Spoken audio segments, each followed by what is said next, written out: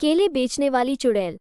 एक बार की बात है, जादूपुर नाम के एक गांव में करतब दिखाती एक औरत एक रेड्डी के लिए गांव में आती है। आइए आइए मेहरबान कदरदान, खाइए रोहड़ा के ताजे ताजे केले, कभी खाए नहीं होंगे ऐसे केले, पीले पीले केले खाइए।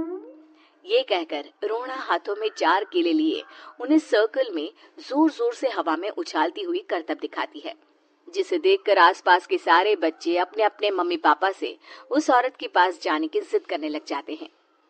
पापा, ऐसा तो सर्कस में बॉल से होता है ना, ये आंटी तो केले से कर रही है, चलिए ना पापा देखते हैं। रोहड़ा एक पतली सी तार पर चलती हुई केलों से करतब दिखाती है। आते जाते सभी लोग बाहर रुककर उसके करतब देखते हैं और वाह वाही करते नहीं थकते।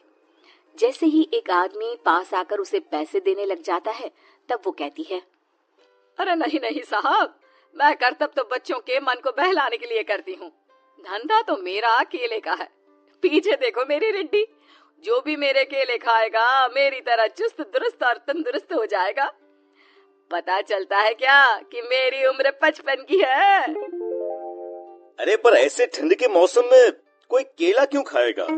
ये ऐसे वैसे केले नहीं है साहब, ये शरीर में गर्मी देते हैं, ठंड को दूर भगाए जो भी रोहिणा के केले खाए। पापा, अगर मुझे केले नहीं मिले तो मैं घर नहीं जाऊंगी। तभी उसके पापा कहते हैं कि बेटा, केले ठंड में कभी गर्मी नहीं देते, ये सब कहने की बातें हैं, सामान बेचने का तरीका है इनका। पर पिंकी नहीं मानती। मैं केले खाऊंगी। पिंकी की जिद के आगे नत्थू हार जाता है और उसे केले खरीद कर दे देता है। पिंकी खुश होकर केले घर ले आकर खाती है।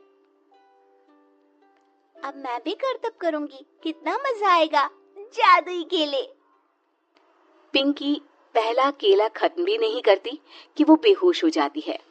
दूसरे केले से एक काला धुआं आता है और रोहड़ा चुड़ैल बनकर बाहर निकल आती है।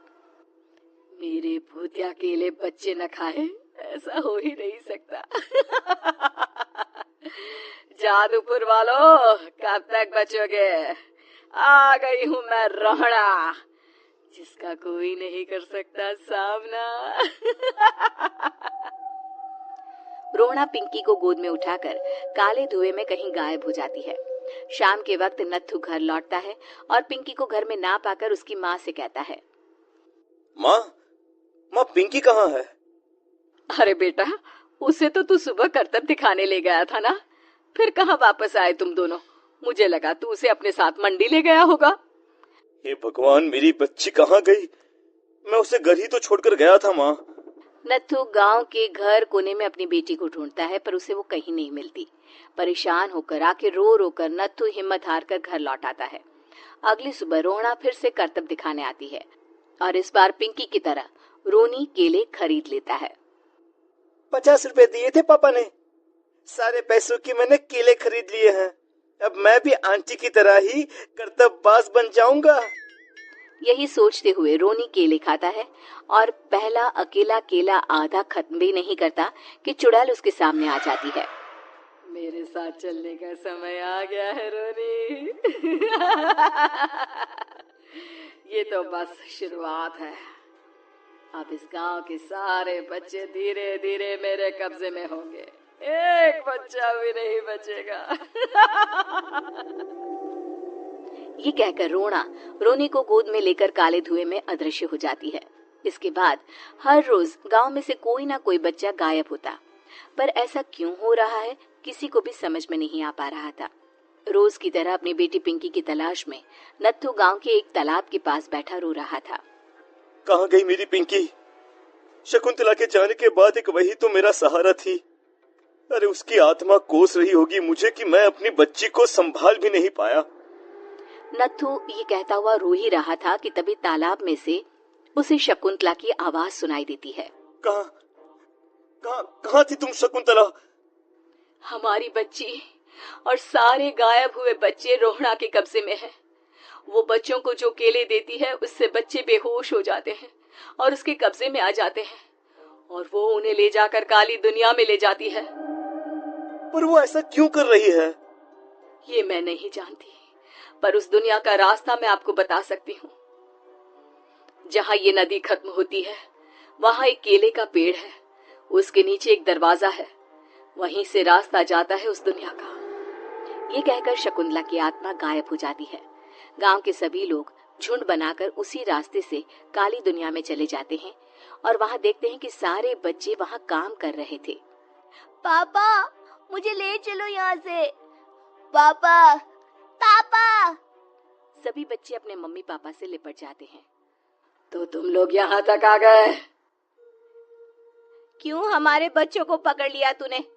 तुझे शिकार ही बनाना है तो ले, हम सब आ गए हैं, हमें खा ले। नहीं, मुझे बच्चे चाहिए, मेरे बच्चे के बदले तुम लोगों के बच्चे। क्या मतलब? मैं इसी गांव में रहने वाली एक औरत थी। केले की चोरी के इल्जाम में मेरे बेटे को गांव वालों ने इतना मारा कि वो मर गया। उसी दिन मैंने ठान लिया कि गांव वालों का भी वही हाल करूंगी। कुछ दिन बाद बेटे के चले जाने के दुख में मैं भी मर गई और मेरी भटकती आत्मा एक चुड़ैल बन गई। और फिर मैंने बदला लिया तुम सबके बच्चे छीनकर। बर्दाश्त नहीं कर पाए ना, सोचो मुझ पर क्या बीती होगी। हमें माफ कर दो रोना, पता नहीं ये किसकी गलती थी पर हम सभी माफी मांगते हैं। हमारी खुशियाँ लौटा दो, तुम भी तो एक माँ हो। गांव वालों की बात सुनकर रोहना का मन पिघल जाता है और वो बच्चों को छोड़ देती है। उसके बाद काली दुनिया बच्चों के लिए जादुई दुनिया बन जाती है। अब कोई भी कभी भी वहां आ जा सकता था। दोस्तों, हमें उम्मीद है कि आपको हमारी ये कहानी पसंद आई होगी। कृपया हमारे चैनल को सब्सक्राइब करें और सभी अपडेट्स के लिए बेल आइकन जरूर दबाएं। और हाँ, वीडियो लाइक और शेयर करना मत भूलिएगा। Bye bye.